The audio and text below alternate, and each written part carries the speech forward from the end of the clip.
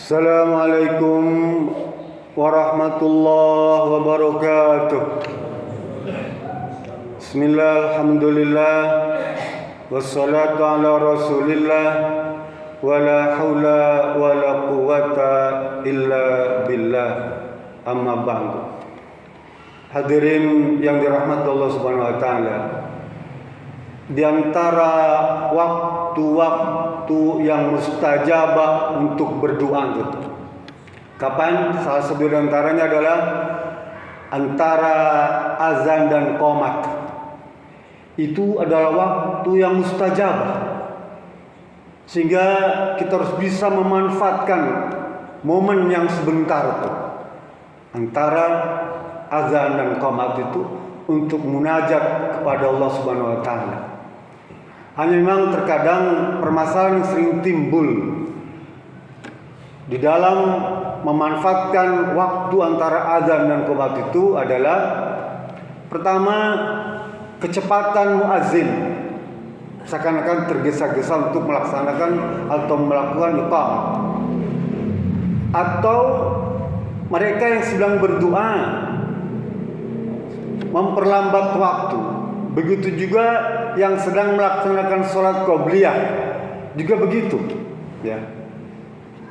Sehingga siapa kira-kira yang didahulukan antara orang yang sedang sholat qobliyah atau yang sedang munajat atau muazzin untuk segera melaksanakan iqamah? Fenomena ini bukan terjadi sekarang, tapi di zaman Nabi sudah terjadi. Dan ada hadis yang membimbing kita untuk menyelesaikan masalah ini. Artinya apa? Peristiwa semacam ini di zaman Nabi sudah pernah terjadi dan Rasul mengeluarkan fatwanya. Kata Jabir bin Abdillah dalam sebuah hadis yang diriwayatkan oleh beliau, Rasul pernah berkata,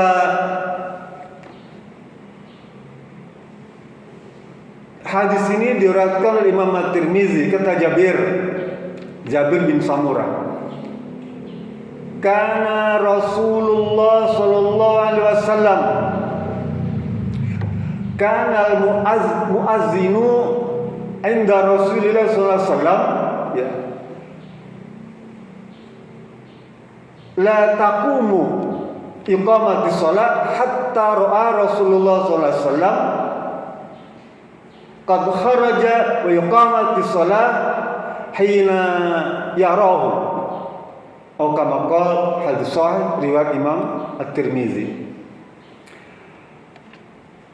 Kata Rasulullah SAW, muazzin di zaman Nabi itu, ya,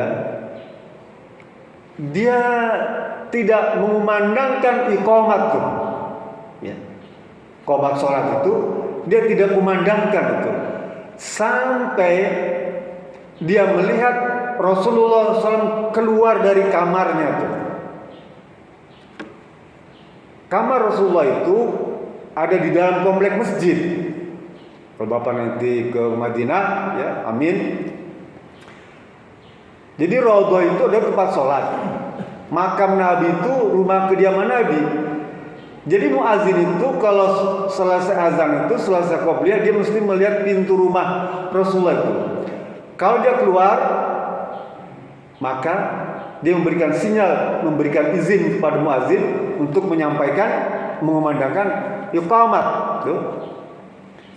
Kalau belum keluar, muazzin tidak mempercepat iqamat, menunggu sampai Rasulullah SAW keluar. Ya. Pernah suatu kali sholat isya itu Rasul keluarnya lama, sampai tengah malam baru keluar.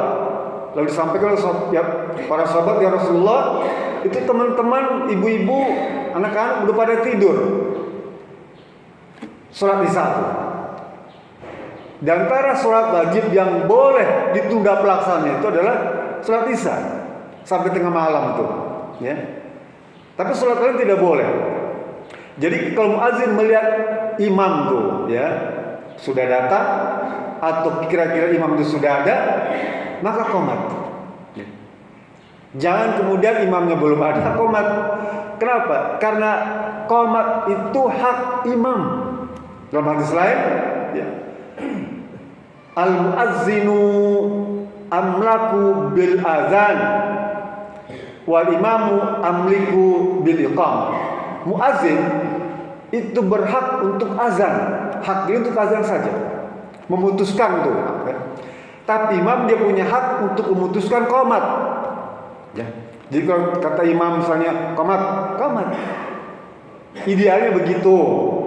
Nah di kita perintah imam itu diwakili dengan waktu tuh. Ya. Waktu bunyi nih alarm, itu adalah perintah imam mewakili. Memang idealnya imam ngomong qomat gitu. Di beberapa tempat seperti itu. Kita ada alarm, ya sudah gunakan alarm itu sebagai wakil dari imam untuk menyampaikan qomat. Kembali.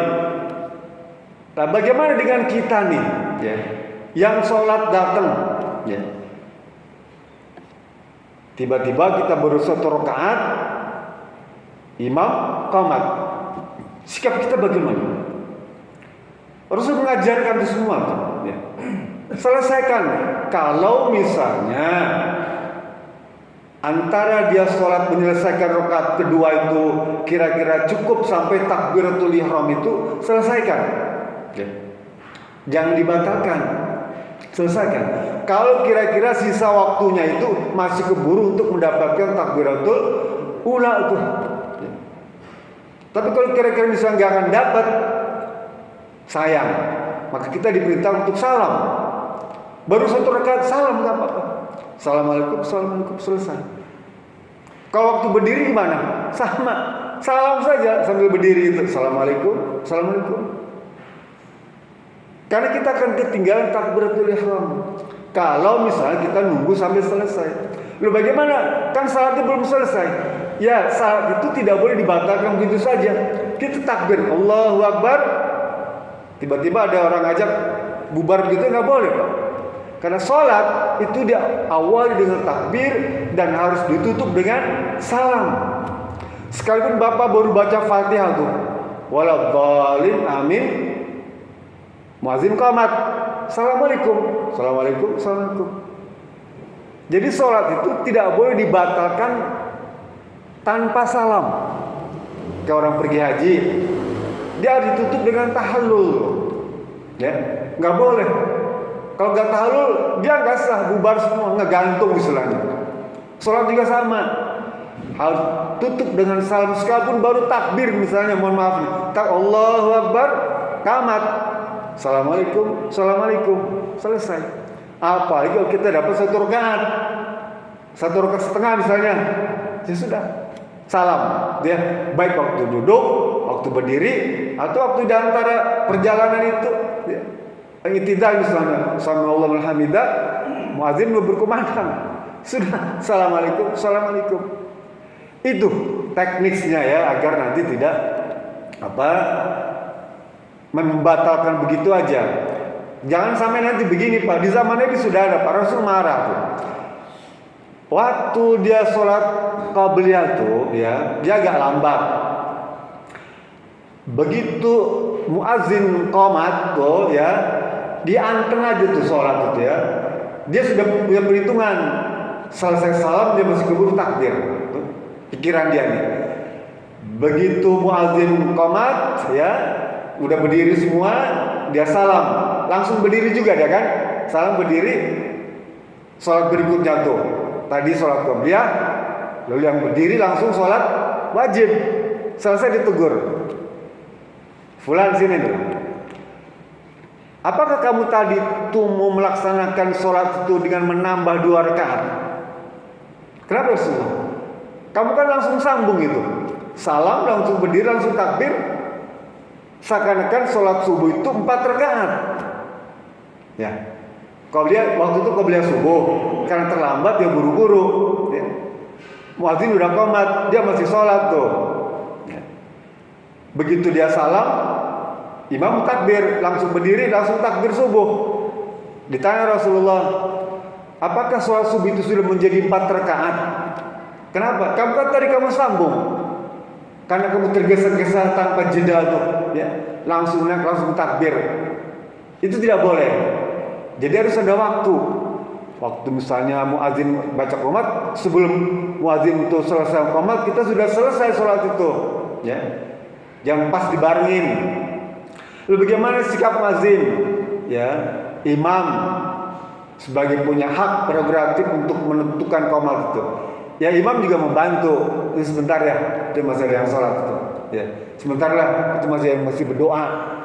Kan waktu mustajabah, mesti doa permintaannya banyak. Kita juga ngasih kesempatan untuk kepada jamaah itu supaya banyak berdoa tuh. Baik dia sholat qobliyah, sholat tahiyatul masjid, atau tidak sholat tahiyatul masjid atau qobliyah.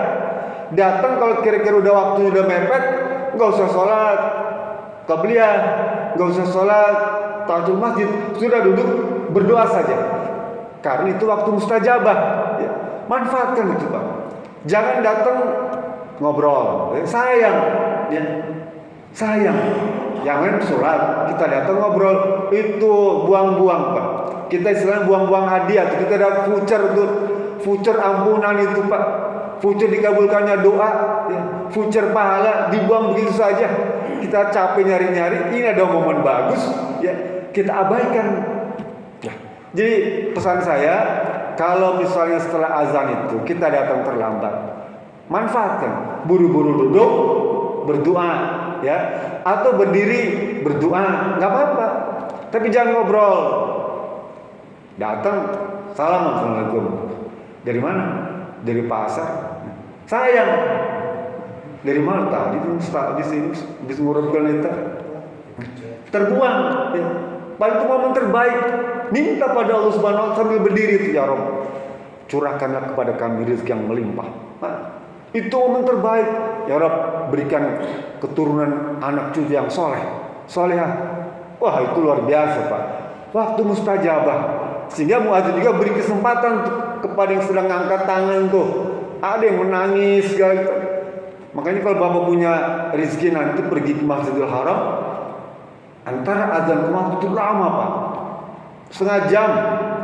Ya. Waktu antara azan ke qomat itu baik di Masjidil Haram maupun di Masjid Nabawi di Madinah, dia lama, setengah jam tuh. Kenapa? Memberi kesempatan kepada orang yang munajat itu, yang berdoa tuh. Datang jauh-jauh dari Indonesia ke sana, nggak ada kesempatan untuk berdoa di waktu yang mustajabah. Sebenarnya di sana dan di sini sama aja. Ya. Di Muhajirin juga antara azan ke qomat itu sama. Ya. Tentu tidak sampai setengah jam, ya. Ya, kita ada 5 menit udah cukup tuh ya antara azan qomat itu, jedanya itu untuk 2 rakaat 5 menit. Jadi mari kita sama-sama tingkatkan keimanan ketakwaan kita ini, ya, di awal tahun ini dengan memanfaatkan waktu antara azan dan qomat untuk apa? Untuk munajat kepada Allah Subhanahu wa Ta'ala, untuk berdoa kepada Allah Subhanahu wa Ta'ala. Untuk siapa? Untuk kebaikan diri kita, keluarga kita, masyarakat kita, bangsa kita. Mudah-mudahan Allah senantiasa mengabulkan apa yang menjadi hajat kita semua. Itu saja. Billahi taufiq.